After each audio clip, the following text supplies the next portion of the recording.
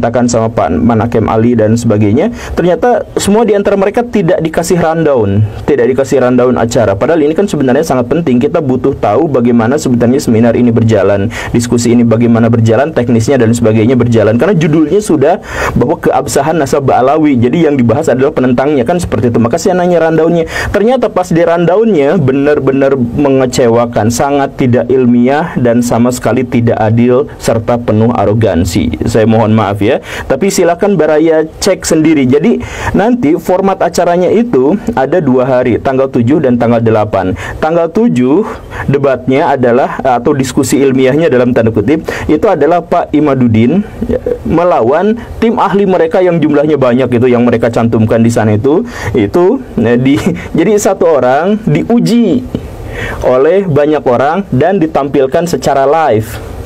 Jadi bayangkan Baraya, kalau misalkan Baraya datang ke sebuah acara perdebatan katakanlah atau diskusi atau yang semacam itu, Baraya satu dikelilingin sama banyakan di tempat mereka, di markas mereka ditampilkan secara live dan dengan judul yang seperti itu, kan Baraya curiga bahwa jangan-jangan dipotong atau saya bisa aja dipersekusi dan sebagainya. Kemudian kemarin ada pernyataan dari Pak Alatos yang mengatakan bahwa tamu benar-benar akan dijamin keselamatannya. Ya, pernyataan dijamin keselamatannya itu sama sekali tidak berpengaruh apapun setelah kita mengetahui bahwa dari pihak sana itu memiliki reputasi untuk ngegebukin orang, bahkan termasuk kiai pun digebukin kan begitu. Dan itu jangan disangkal.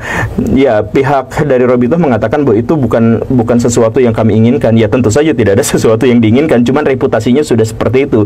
Jadi maksudnya benar-benar sangat diintimidasi ketika ada orang yang datang ke sana, kemudian satu orang presentasi diuji sama banyak yang menentangnya, kemudian disiarkan dan itu ada di markas orang-orang yang memiliki reputasi yang kurang baik dalam hal ngegebukin orang gitu.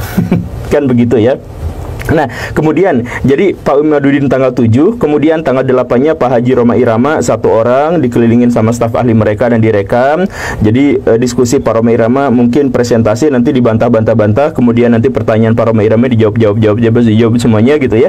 Kemudian giliran saya, kemudian giliran Pak Manakem Ali dan sebagainya. Jadi maksudnya apa? Jadi maksudnya dengan format yang seperti ini tentu saja nanti di tangkapan layar itu yang menang debat itu pasti dari kelompok mereka, dari kelompok Robitoh Alawiyah. Jadi ini sama sekali tidak ilmiah. Kan kalau misalkan mau ilmiah ya di tempat terbuka, di tempat yang adil, disaksikan oleh orang-orang yang kredibel dan akademik gitu ya.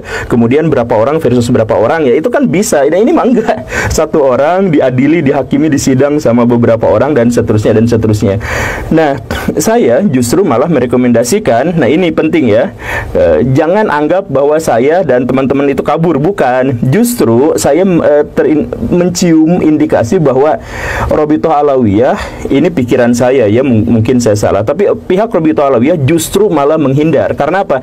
Tanggal 10 bulan September itu ada debat publik di UIN Semarang terkait dengan nasab Kiai Imaduddin versus Rumail Abbas dan ada Pak Kurtubi di situ. Nah, jadi sebenarnya sudah ada debat terbukanya, debat ilmiahnya di kalangan akademik, kan UIN itu universitas ya. Itu sudah ada tanggal 10 September. Nah, tapi dengar-dengar dari panitia, saya nggak bisa mengkonfirmasi ya, tapi dengar-dengar panitia dari sepihak itu mengatakan bahwa Pak Rumail Abbasnya tidak bersedia hadir. Jadi dan menggantikan dengan siapa gitu, panitia kemarin kebingungan siapa gitu ya lawannya Pak Imaduddin gitu. Nah, ternyata jadi debat terbuka itu dihindari, sedangkan yang tanggal 8 mereka kemudian melaksanakan acaranya.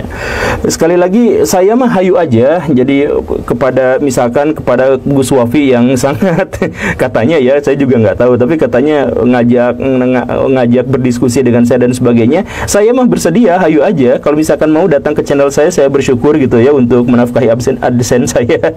Tapi ya, saya juga sudah berbincang dengan pihak Robitoh Alawiyah. Sampai sekarang saya megang nomor handphone mereka melalui tim saya. Jadi tanggal 8-nya saya menjadi sangat ragu kalau misalkan konsepnya seperti ini. Tetapi insya Allah dengan itikad yang sangat baik dan tanpa suuzon apapun, saya ingin sekali datang ke pihak Robito Alawiyah, langsung datang ke sana. Semoga nanti ya di channel saya nanti saya akan datang kunjungan ke sana untuk bikin video apa segala rupa. Insya Allah dalam waktu dekat. Tapi kalau misalkan tanggal 8 sampai sejauh ini saya belum memutuskan ya karena konsepnya begitu, Baraya. Jadi satu orang dikelilingin di dalam markas mereka dan itu bentuknya tertutup dan sebagainya, sangat-sangat tidak, dan waktunya juga dibatasi. Jadi dan itu ditayangkan di channel mereka, di media sosial mereka. Jadi ini sama sekali tidak adil, dan ditambah dengan sosok Mama Gufron yang sangat kontroversial itu. Jadi Mama Gufron ditempatkan di kubu kita gitu, dianggapnya itu.